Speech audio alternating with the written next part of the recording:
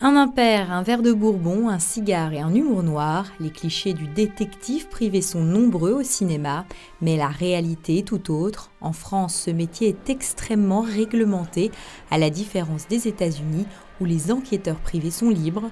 Ici, le détective privé se doit de respecter deux règles déontologiques, le secret professionnel et l'obligation de coopération loyale. Par la suite, j'ai décidé de créer une société d'agence de recherche privée et de continuer dans cette voie, la voie de la recherche de la preuve, pour servir au mieux les gens qui ont des interrogations ou qui sont parfois insatisfaits de la prestation des autorités administratives et judiciaires.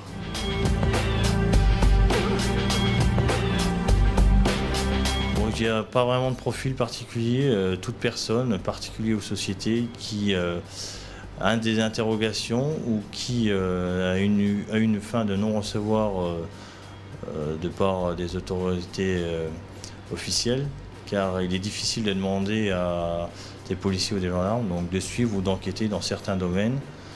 Donc c'est pour ça qu'ils font appel à nous.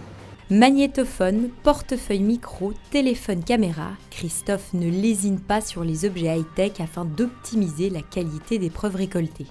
Le vrai indispensable matériel du détective, c'est une longue vue pour te permettre, cette petite longue vue permet de voir à 300-400 mètres de manière très nette. Vous avez le réglage de la netteté et ça permet de voir loin tout en étant discret, ainsi que l'appareil photo. Donc l'appareil photo pour concrétiser ce qu'on voit lors des rapports. Bien évidemment, nous avons différents objectifs, je ne vais pas vous sortir tout le matériel. Mais on utilise du matériel tel que les paparazzi.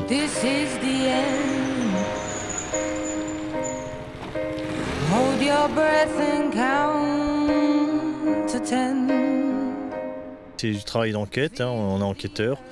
C'est la persévérance, le travail d'investigation de fond, aller fouiner et une patience parce que bien souvent la patience paie. Mais à partir du moment où un couple fait appel à vous, c'est que forcément, il n'y a plus de confiance.